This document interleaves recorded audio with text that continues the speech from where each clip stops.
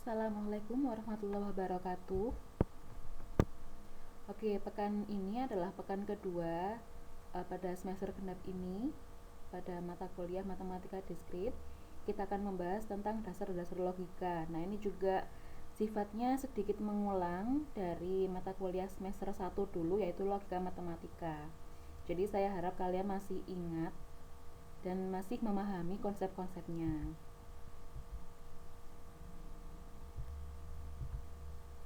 Oke, untuk yang pertama, definisi dari pernyataan. Pernyataan atau statement atau proposition adalah kalimat deklaratif yang bernilai benar atau salah, tetapi tidak keduanya.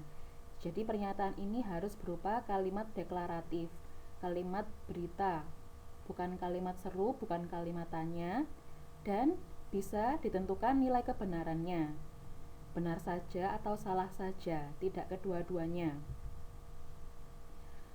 Untuk pernyataan, kita menggunakan tanda B untuk menandakan pernyataan tadi benar atau S untuk menandakan pernyataan tadi salah. Contoh 1, tentukan mana yang merupakan pernyataan dan mana yang bukan pernyataan.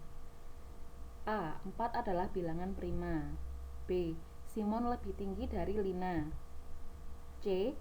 X ditambah Y sama dengan 2. D. Tanggal 23 Agustus 2071 jatuh pada hari Rabu. Nah, untuk yang A, ini adalah pernyataan. 4 adalah bilangan prima, pernyataan. Dia merupakan kalimat deklaratif dan bisa ditentukan nilai kebenarannya, yaitu salah. 4 bukan bilangan prima. Jadi 4 adalah bilangan prima, ini berupa pernyataan yang bernilai salah. Kemudian Simon lebih tinggi dari Lina. Ini bukan pernyataan karena tidak bisa ditentukan nilai kebenarannya, karena kita tidak tahu objek Simon ini yang mana, Lina ini yang mana. Jadi bukan pernyataan. Walaupun kalimat deklaratif, tapi tidak bisa ditentukan nilai kebenarannya. Jadi bukan pernyataan. Kemudian yang C, X tambah Y sama dengan 2, ini bukan pernyataan karena kita tidak tahu nilai X-nya berapa, Y-nya berapa. Jadi X-nya ini apa, Y-nya ini apa. Memuat variabel X tambah Y sama dengan 2. Nah, ini menjadi pernyataan apabila disubstitusikan nilai X dan Y-nya. Misalkan X tambah Y sama dengan 2 untuk X sama dengan 1 dan Y sama dengan 1. Nah, ini baru pernyataan. Bisa ditentukan nilai kebenarannya. Kemudian tanggal 23 Agustus 2071 jatuh pada hari Rabu. Ini juga merupakan pernyataan. Berupa kalimat deklaratif dan bisa ditentukan nilai kebenarannya. Nah, ini kalau kita misalkan tidak punya ilmunya, tidak punya alatnya, kita memang belum bisa menentukan nilai kebenarannya. Tapi dengan menggunakan alat, dengan menggunakan program, misalkan aplikasi, kita bisa menentukan tanggal 23 Agustus 2071 ini jatuh pada hari apa, sehingga dia merupakan pernyataan. Kemudian ada yang namanya pernyataan majemuk dan penghubung logika. Pada logika memuat pernyataan majemuk yang terdiri dari pernyataan komponen yang dihubungkan dengan penghubung logika.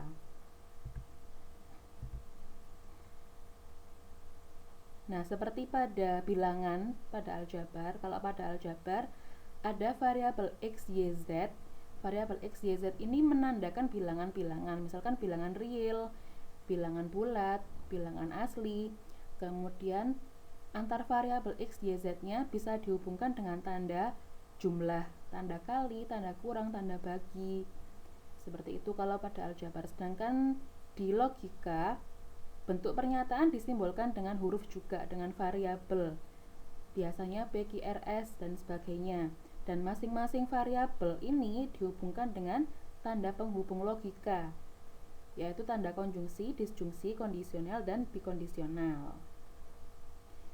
Sehingga menjadi kalimat majemuk, pernyataan majemuk. Bentuk pernyataan majemuk terdiri dari beberapa variabel yang dihubungkan dengan tanda hubung logika.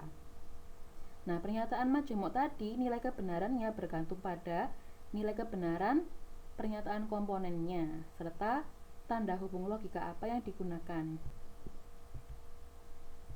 Misalkan di sini ada negasi, konjungsi, dan disjungsi. Nah, ini ada pengertiannya masing-masing. Kalau negasi, negation atau denial dari variabel P disimbolkan seperti itu, negasi P. Bacanya bukan P atau negasi P, bernilai benar ketika P salah, bernilai salah ketika P benar. Jadi pembalik negasi itu. Kemudian konjungsi atau conjunction dari variabel P dan Q. Jadi simbolnya seperti itu, seperti V terbalik. Dibacanya P dan Q, bernilai benar ketika P benar, Q benar. Jadi konjungsi P konjungsi Q bernilai benar kalau dua-duanya benar. Kalau disjungsi itu bacanya atau P atau Q, simbolnya disjungsi seperti huruf V. P disjungsi Q, P atau Q bernilai benar ketika salah satu atau dua-duanya dari P dan Q bernilai benar. Nah, ini ringkasannya berdasarkan definisi tadi, ringkasannya yang dinyatakan dalam tabel kebenaran. Nah, untuk tabel yang pertama hanya ada satu variabel P. Jadi pada tabel kebenaran ada dua baris. P bisa bernilai benar atau bisa bernilai salah. Maka negasi P-nya nilainya balikannya. Kemudian kalau ada dua variabel P dan Q, ada 4 kemungkinan pasangan nilai kebenaran. P benar Q benar, P benar Q salah, P salah Q benar, dan P salah Q salah. Nah, untuk setiap kemungkinan nilai kebenaran kita tentukan nilai kebenaran P konjungsi Q-nya berdasarkan definisi. Kemungkinan pertama P benar Q benar, maka P konjungsi Q benar sesuai dengan definisi yang tadi. Konjungsi bernilai benar kalau dua-duanya benar. Ketika ada salah satu saja yang salah, apalagi dua-duanya yang salah, maka konjungsi nilainya salah. Untuk disjungsi yang simbolnya seperti huruf V, nah berdasarkan definisi tadi bernilai benar apabila salah satu atau dua-duanya benar. Jadi untuk yang baris pertama, kedua, tiga nilainya benar, baru yang pada baris keempat dua-duanya salah, maka disjungsi nilainya salah. Kemudian kondisional dan bikondisional. Pernyataan P maka Q disimbolkan P panah Q dibaca jika P maka Q bernilai benar kecuali pada kasus ketika P benar dan Q salah. Nah, ini disebut kondisional. Nah, bentuk pernyataan jika P maka Q, P-nya tadi dinamakan premis, Q dinamakan kesimpulan. Kemudian bikondisional. P jika dan hanya jika Q disimbolkan P panah dua arah Q bernilai benar ketika P dan Q sama-sama benar atau sama-sama salah. Nah, itu untuk kondisional. Nah, ini ringkasan tabel kebenarannya. Ada 4 baris karena ada 2 variabel P, Q. Kemudian untuk kolomnya jika P maka Q berdasarkan definisi tadi bernilai benar kecuali pada kasus ketika premis benar kesimpulan salah, berarti P benar Q salah. Itu yang saja bernilai salah, yang lainnya benar. Kondisional. Kemudian bikondisional berdasarkan definisi tadi bernilai benar jika kedua komponen bernilai sama benar atau sama-sama salah. Berarti yang bikondisional bernilai benar untuk yang baris ke 1 dan 4 saja.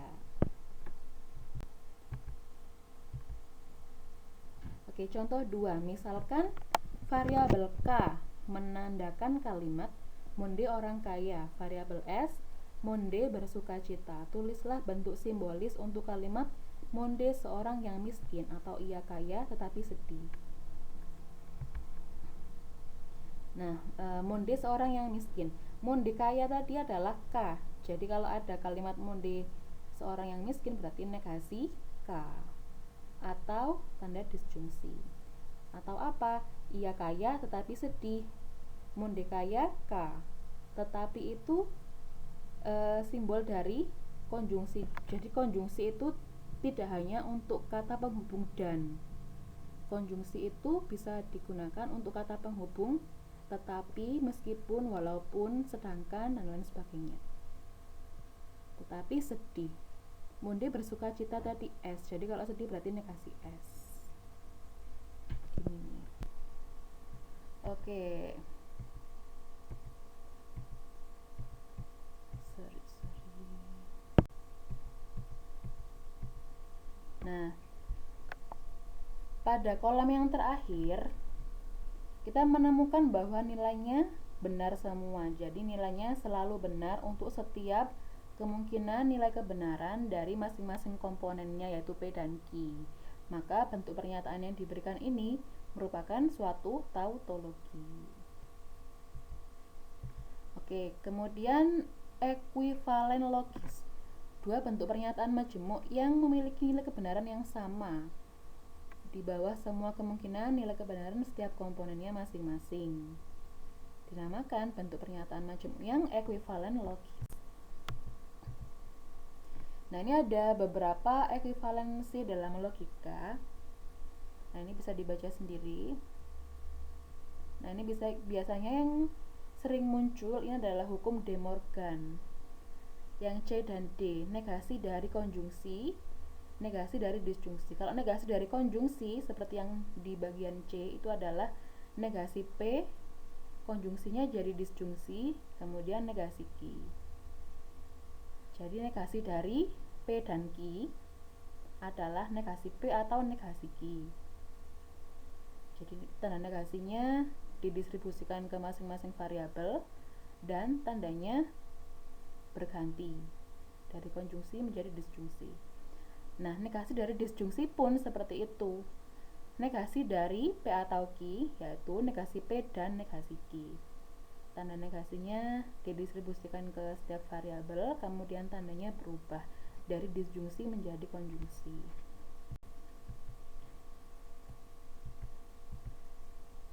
Oke, nah ini tadi yang hukum De Morgan.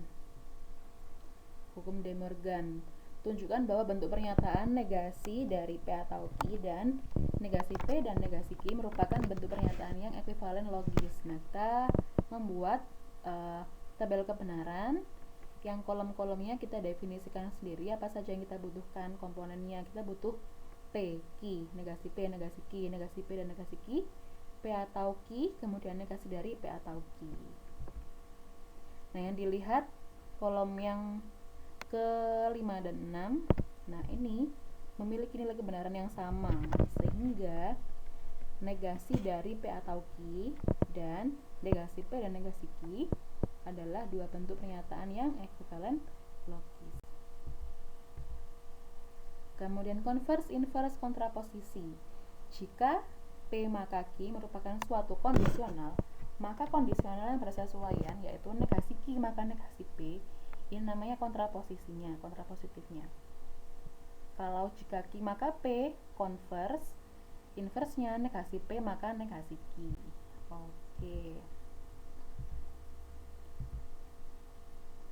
Nah, contoh 5. Bagaimanakah kontraposisi dari kalimat berikut? Nah, ini ada pernyataan kondisional. Jika A kali B sama dengan 0, maka A sama dengan 0 atau B sama dengan 0. Kalimat kontraposisinya berbunyi seperti apa? Nah, ini kita definisikan dulu. Kita pecah satu-satu. Kan ini bentuk pernyataan kondisional jika P maka Q. P-nya adalah A kali B sama dengan 0. Q-nya adalah A sama dengan 0 atau B sama dengan 0. Kalimat yang setelah maka itu Q. Nah, berdasarkan definisi tadi, kalau untuk kondisional jika P maka Q, kontraposisinya adalah negasi Q maka negasi P. Nah, maka kita perlu mendeklarasikan negasi Q ini bunyinya seperti apa, negasi P bunyinya seperti apa. Q tadi kan A sama dengan 0 atau B sama dengan 0. Ini kita negasikan. Negasi dari disjungsi. dari atau ke menjadi dan, tanda hubungnya. Kemudian masing-masing komponen dinegasikan. A sama dengan 0, negasinya berarti A tidak sama dengan 0. B sama dengan 0, negasinya B tidak sama dengan 0. Nah, itu untuk negasi Q. Kemudian negasi P, P tadi A kali B sama dengan 0, maka negasi P A kali B tidak sama dengan 0. Nah, kita sudah mendeklarasikan bunyinya negasi Q, negasi P seperti apa. Maka kalimat kontraposisinya menjadi jika A tidak sama dengan 0 dan B tidak sama dengan 0, maka A kali B tidak sama dengan 0. Jadi seperti itu.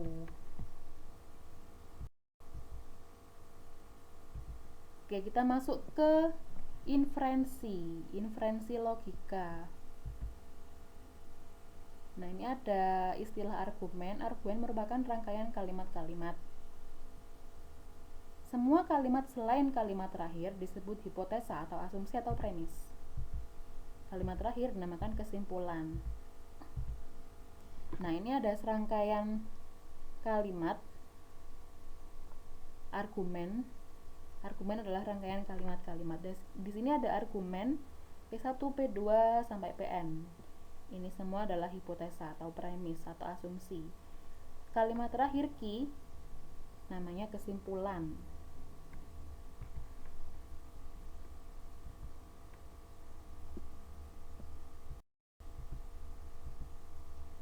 Oke, jadi argumen ada argumen valid, ada argumen yang invalid. Suatu argumen dikatakan valid apabila untuk sembarang pernyataan yang disubstitusikan ke dalam hipotesa, jika semua hipotesa benar, kesimpulannya juga benar, maka argumen dinamakan argumen yang valid.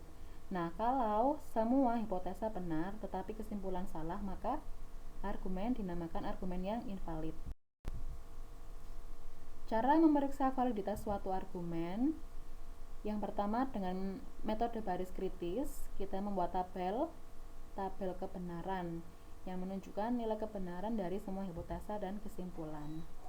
Kemudian menentukan baris kritis, yaitu baris yang semua hipotesanya bernilai benar. Pada masing-masing baris kritis, apabila semua nilai kesimpulan benar, maka argumen dinamakan valid. Nah, di contoh 6, tentukan apakah argumen berikut valid atau invalid. Nah, ini ada suatu argumen hipotesa atau premis 1, P atau Q atau R. Kemudian premis 2, negasi R, kesimpulannya P atau Q. Kita buat tabel kebenaran. Nah, ini ya karena ada 3 variabel P, Q, R, maka ada 8 pasangan nilai kebenaran untuk P, Q, R. Kemudian pertama, P, Q, R sama-sama benar, P, Q benar, R salah, dan seterusnya. Jadi cara membuat nilai benar salahnya untuk P, Q, R ini selang-seling ya. Kalau untuk P, yang variabel pertama, kan karena ada 8 baris, maka 4 baris benar, 4 baris salah. Kemudian variabel kedua Q, 2 benar, 2 salah, 2 benar, 2 salah. Untuk variabel R, selang-seling benar salah terus sampai baris ke-8. Oke, kita kemudian mendefinisikan kolom-kolom berikutnya. Kita butuh negasi R, kemudian Q atau R, P atau Q atau R, kemudian P atau Q. Nah, itu untuk premis 1. Premis 1 P atau Q atau R. Kemudian yang premis 2 itu yang negasi R. Kemudian yang kesimpulan yang P atau Q. Nah, dilihat pada baris mana yang kedua premis bernilai benar. Nah, ini baris kedua ya. Baris kedua premis 1 benar, premis 2 benar. Baris keempat juga premis 1 benar, premis 2 benar. Kemudian baris ke-6 juga premis 1 benar, premis 2 benar. Nah, kemudian kita periksa pada masing-masing baris kritis. Jadi baris kritisnya tadi adalah baris kedua, 4 dan 6. Kita periksa pada setiap baris kritis apakah nilai kesimpulan benar. Jadi kita lihat pada kolom terakhir. Nah, ini benar ya. Benar, benar. Oke. Oke, jadi pada setiap baris kritis nilai kesimpulan bernilai benar. Maka kesimpulannya argumen tersebut adalah argumen yang valid. Kemudian salah satu juga metode untuk menentukan validitas argumen yaitu dengan menggunakan argumen valid yang diketahui. Misalkan modus ponen. Modus ponen bunyinya jika P maka Q. P kesimpulannya Q. Modus tolen, jika P maka Q. Bukan Q, maka kesimpulannya bukan P. Penambahan disjungtif. Ada satu variabel P. Bisa disimpulkan P atau Q. P atau Q ini jadi benar. Karena P-nya pasti benar. Begitu juga kalau ada satu variabel Q, kita simpulkan P atau Q itu juga benar. Karena Q-nya sudah terdefinisi benar, premisnya benar. Penyederhanaan konjungtif. Jika P maka P dan Q. P dan Q ini bernilai benar. Kita bisa menyimpulkan P, kita bisa menyimpulkan Q. Ini penyederhanaan. Kemudian silogisme disjungtif. P atau Q bukan P, maka kesimpulannya Q. P atau Q bukan Q, maka kesimpulannya P. Silogisme hipotesis. Jika P maka Q, jika Q maka R, maka kesimpulannya jika P maka R. Kemudian dilema. P atau Q. Jika P maka R, jika Q maka R. Kesimpulannya R. Jadi apakah itu P-nya yang benar atau Q-nya yang benar? Kan kesimpulannya R. Gitu. Itu dilema. Konjungsi. Ada P, ada Q, maka kita menyimpulkan P dan Q.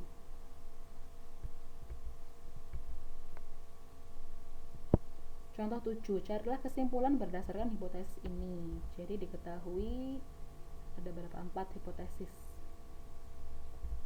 Yang pertama kita ambil 2 hipotesis di mana kita bisa langsung menggunakan argumen valid yang ada. Kita menggunakan hipotesis yang keempat dan kedua, R atau S, bukan S, maka kesimpulannya R. Ini adalah silogisme disjungtif R. Kemudian jika negasi T maka negasi R. Kesimpulan dari kesimpulan yang sebelumnya kita mendapatkan R. Nah, ini R ini kita hubungkan, maka kita menyimpulkan T. Ini menggunakan modus tolen. Jadi yang hipotesis pertama tadi sudah dipakai, yang kedua sudah, yang keempat juga sudah. Nah, sekarang hipotesis yang ketiga, jika T maka W. Kemudian dari proses sebelumnya kita dapatkan T. Jika T maka W. T, maka kesimpulannya W, modus ponen. Nah, ini semua hipotesis sudah digunakan dan pada proses akhir kita mendapatkan W, maka kesimpulan dari sekumpulan hipotesis tersebut adalah W. Baik, itu dulu materi untuk pekan ini.